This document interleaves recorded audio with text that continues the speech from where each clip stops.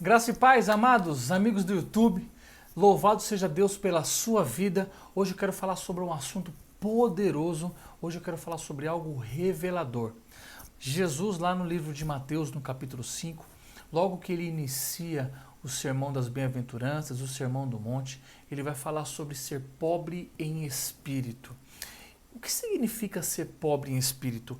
Eu estou com a minha Bíblia aqui, Mateus capítulo 5, no versículo 3.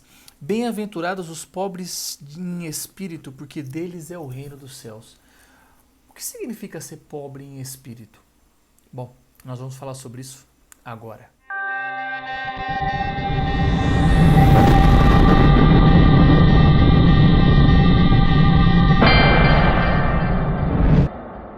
Aleluia! Louvado seja Deus pela tua vida. O que significa ser pobre em espírito? Bom, nós vamos falar sobre isso agora.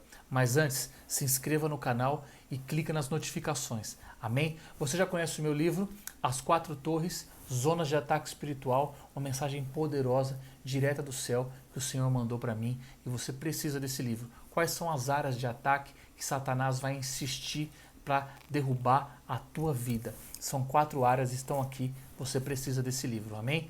Glória a Deus.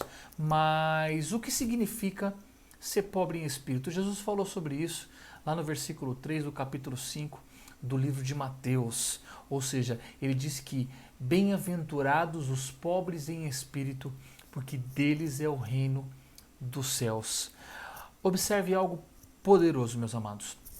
Deus separou algo para nós chamado salvação.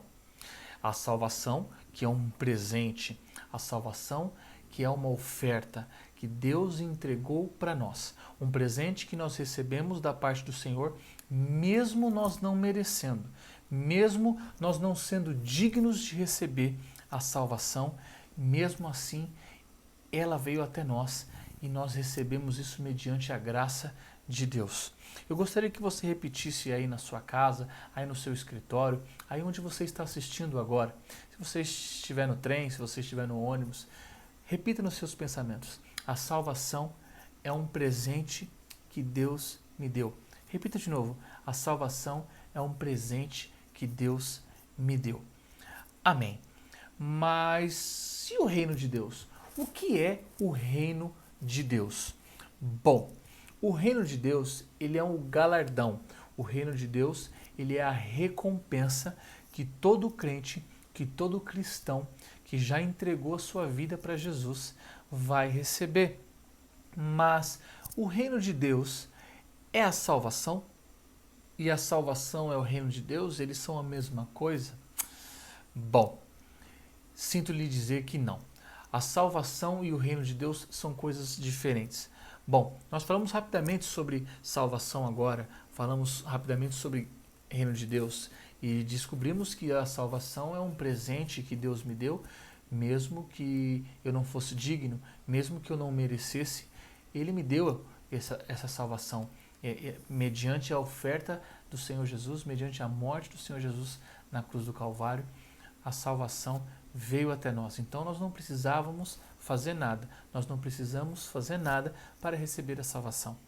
Mas se o reino de Deus é recompensa, recompensa geralmente, ou melhor, em todos os casos, a gente recebe quando a gente faz algo que nos é digno de receber essa recompensa. Então, são dois conceitos completamente diferentes. Você não pode fazer algo e ser merecedor daquilo. Nós não somos merecedores da graça, mas quando eu faço algo e sou merecedor daquilo, eu recebo um galardão, uma recompensa.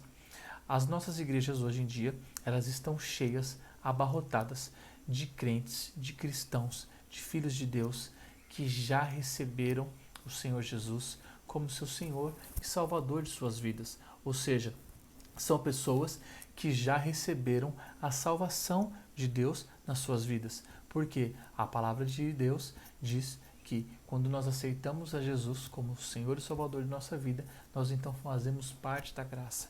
Então nós somos salvos. Mas esses crentes continuam vivendo uma vida de derrota, continuam vivendo uma vida presa no pecado. Eles não conseguem vencer pornografia, são crentes que não conseguem vencer bebida, adultério, vícios, mentira, enfim, diversas obras da carne. Tem muito crente, tem muito cristão, tem muito filho de Deus, que inclusive aceitou a Cristo, aceitou a Jesus, mas continua vivendo uma vida derrotada pela avareza. Não consegue dizimar, não consegue ofertar, não consegue ser fiel àquilo que Deus tem preparado para a sua vida. São crentes que foram derrotados pelas obras da carne. As mesmas obras da carne citadas por Paulo lá em Gálatas, no capítulo 5, a partir do verso 20. Mas, da mesma maneira que existem os crentes derrotados, existem os crentes vencedores, existem os cristãos, existem os filhos de Deus que venceram a pornografia, venceram o adultério, o vício e tantas outras coisas que estavam presentes nas suas vidas. E esses crentes que venceram serão recompensados, serão galardoados, premiados, porque eles são dignos de receber uma recompensa, porque você há de concordar comigo que existe uma grande diferença entre você ser um cristão derrotado pela bebida, um cristão derrotado pela avareza, derrotado pelo adultério, e um cristão que conseguiu vencer todas essas obras da carne. Então existe uma diferença entre um cristão e o outro cristão. Esses que venceram vão ser recompensados pela sua vitória, vão ser recompensados pelo seu esforço. Quando Jesus voltar, depois da grande tribulação, para que ele estabeleça e para que ele manifeste o seu reino, esses crentes vencedores receberão a sua recompensa. E essa recompensa a gente costuma chamar de reino de Deus.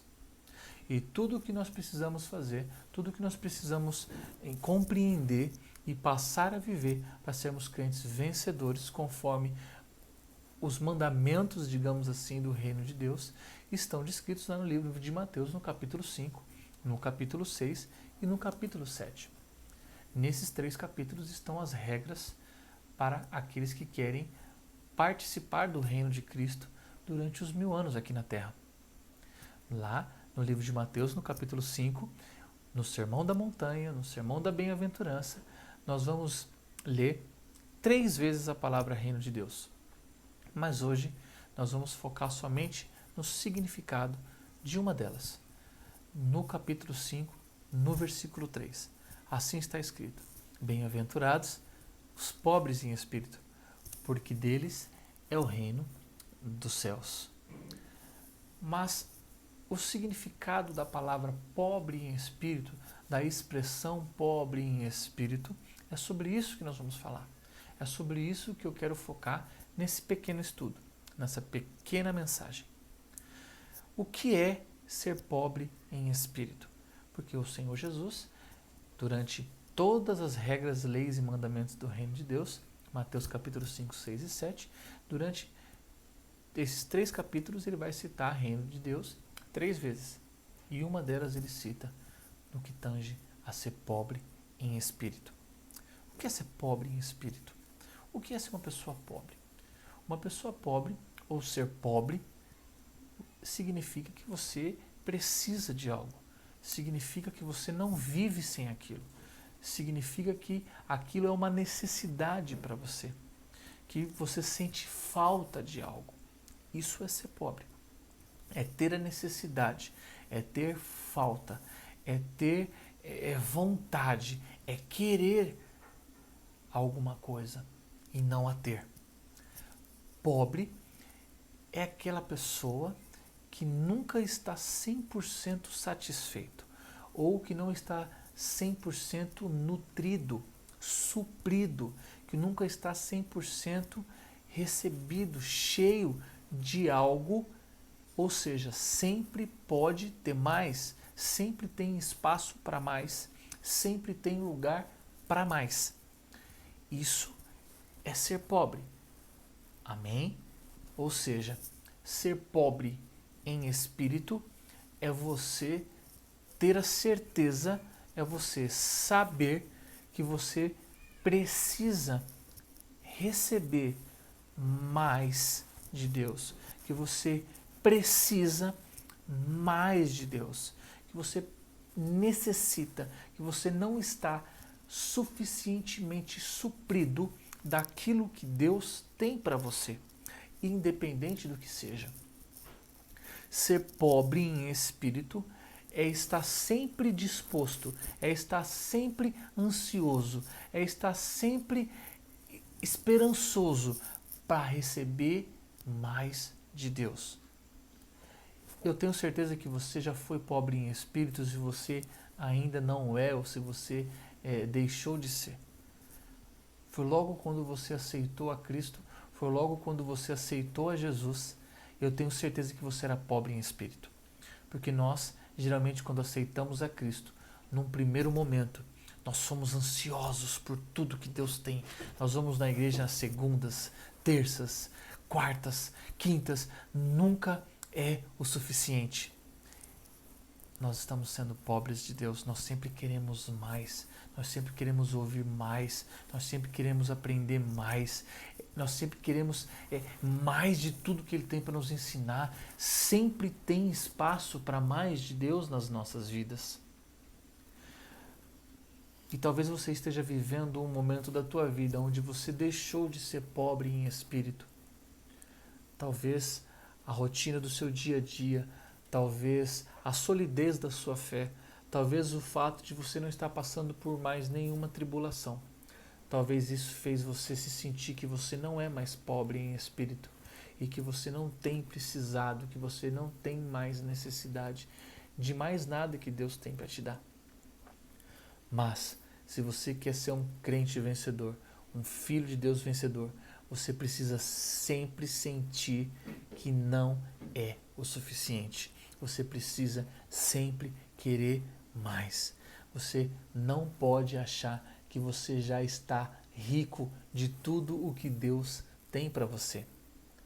Porque ser pobre em espírito é saber que tudo aquilo que Ele já te deu, que tudo aquilo que você já recebeu, que tudo aquilo que Ele tem te oferecido nesse momento da tua vida ainda é pouco ou ainda é quase nada diante de tudo aquilo que Ele ainda vai te dar, diante de tudo aquilo que Ele ainda tem para te dar. A partir do momento que você começar a compreender, a partir do momento que você começar a entender isso que nós estamos falando, você vai começar a entender que nós somos totalmente carentes de Deus, que nós somos totalmente carentes de unção, que nós precisamos muito mais de revelação, que nós precisamos mais da glória de Deus, que nós precisamos mais da Bíblia, da palavra, da comunhão. E então você vai começar a perceber que a sua vitória, a sua recompensa, o seu galardão vai começar a se aproximar de ti. Para isso, seja carente de Deus.